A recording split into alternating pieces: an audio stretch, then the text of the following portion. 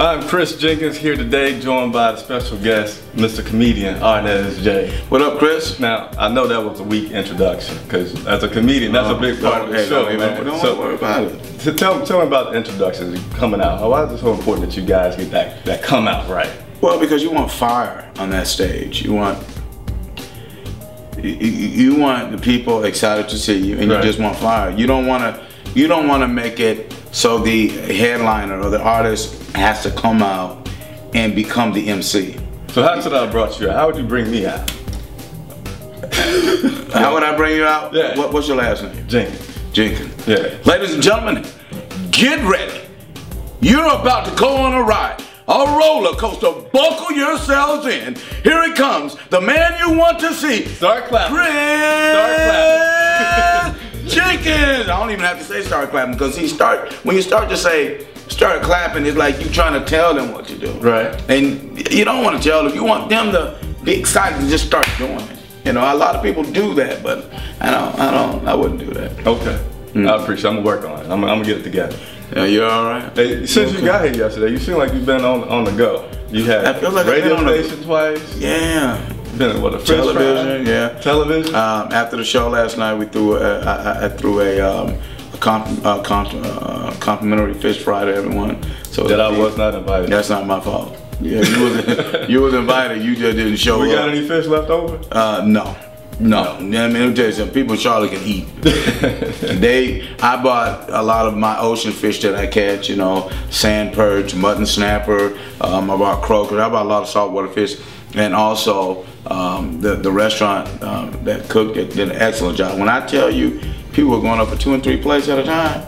Yeah. And it was packed in there. You should have gave out tickets or something. Nah, you know how you don't give us a ticket. I wanted it all to be ate. That's what it's for. Yeah. You know, it's not there to waste. You know, because now, and they just passed a law in Seattle. If you order something, if you don't finish what you order, compost it, you get fined at $1 for a single family and $50 if you're a business. Really? So they're trying to make everyone be more aware of what they're doing. Make it count. So eat my food. So, I mean, you're fortunate to be able to do that.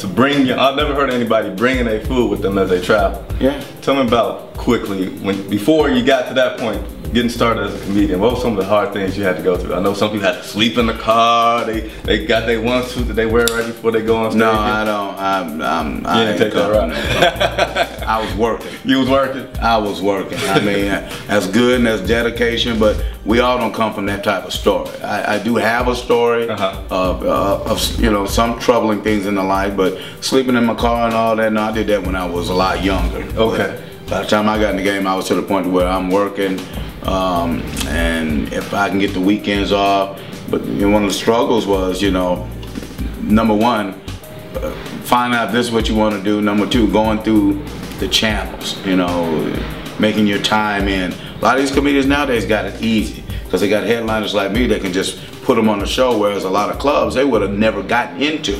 Yeah. Period. Yeah. And then a lot of them are real grateful, and some of them are not, and they think they should be, making X amount of dollars, but what they fail to realize is a lot of these clubs you wouldn't even gotten into.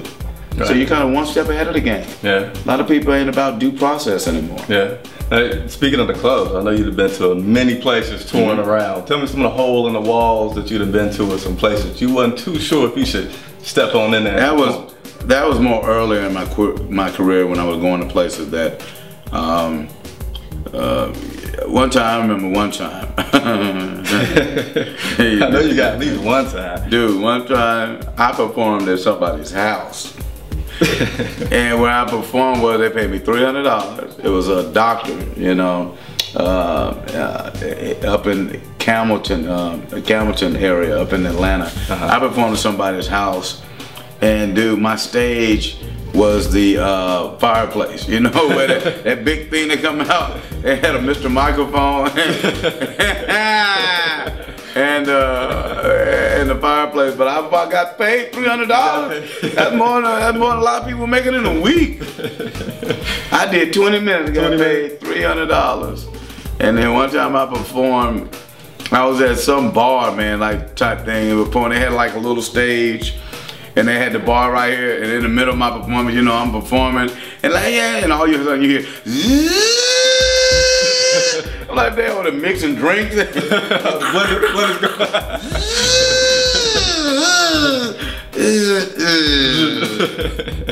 Did y'all hear that? And you wonder why ain't nobody laughing. That's because they couldn't hear it. But yeah, so yeah, that was the two that I remember.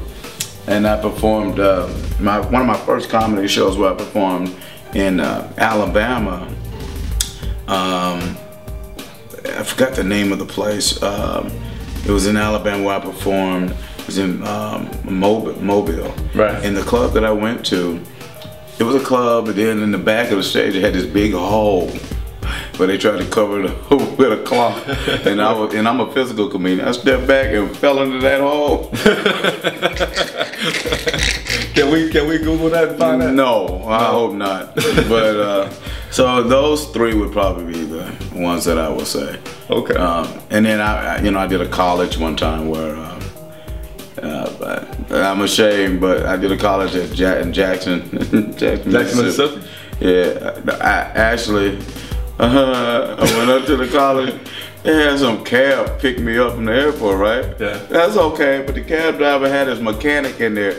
I'm like, yeah, get in, young fella. I've been having some trouble with my car. I got my mechanic right here. He gonna listen to the ticks in the car. So we gonna be all right. Wait, and then when they got ready to put my luggage in the trunk, they had 2 already used spare tires back there. And the mechanic got greased all on it. I'm riding in the car like, man, this is crazy. I've got to push on. Oh yeah. So yeah, we had some good time. You know what though? I wouldn't trade it in for the world. Yeah, I wouldn't. Racially motivated. Yeah. What is that? That's Racially Motivated is my show that's on Netflix right now. Okay. You're the mad black comedian? No. I'm not. I don't do evil. I don't do mean comedy. Racially Motivated is more of culture, and right now, like I said, it's on Netflix. You can get it on Pandora, iTunes, and Amazon.com now. It's more of cultures. I talk about the different cultures, but I call it Racially Motivated because the race motivates me to talk about the cultures.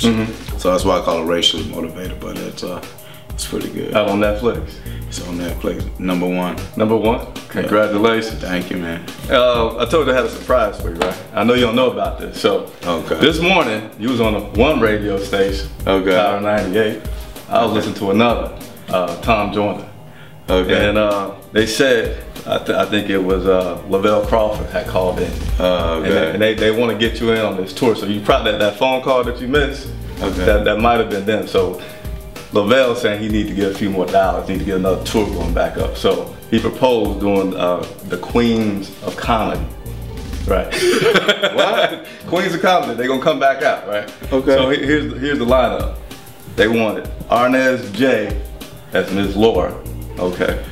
Lavelle Crawford as Monique, all right? J. Anthony Brown as Cheryl Underwood. Are you serious about this? I'm serious. It was just about 20 minutes ago. And then Huggy as Samora. What? Can you make that? I can't even put that in my brain. Lavelle was saying that he could be Monique before she lost the weight, right? Okay. And then Jay Anthony said he looked like Cheryl. Okay, what about me? Forget this. I mean, this is the lineup. And then what's gonna happen is they're gonna kick it off in Atlanta. That's gonna be the first place. And the second stop is gonna be San Francisco. Are you serious? I just wrote it down. I'm stunned. You stunned? Can we? Well, you know what?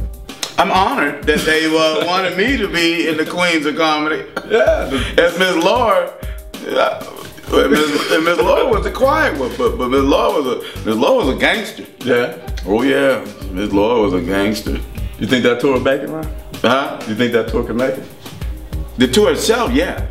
The tour itself, yeah. Yeah, but now I don't know about no queen, but I had to run it by you. That's funny. Yeah. Oh, you got a show this weekend. Yeah. All right. If I've never seen you before, invite me out to the show. Look into the camera. Invite me out to the show. Tell me why I'm gonna have a good time. I want you to come out to the show to have a good time. All your worries that you have at home, at your job, for that hour and a half, I'm gonna take that on my shoulders. I got you. Come out, see if I'm lying. Peace. Deuces. We gotta tell them when the show times are, which I did not have written down, but I know you're gonna be here Friday and Saturday. Yeah. 2 shows tonight. Yeah, 2 shows tonight. I think it's 8 and 10. 8 and 10, and then 2 shows tomorrow. Okay. And that's at 7 and 9. 7 and 9, and we'll have some links on the bottom of the video for you guys to see that and get some tickets to check this man out. Yes, sir. How do we keep in touch with you?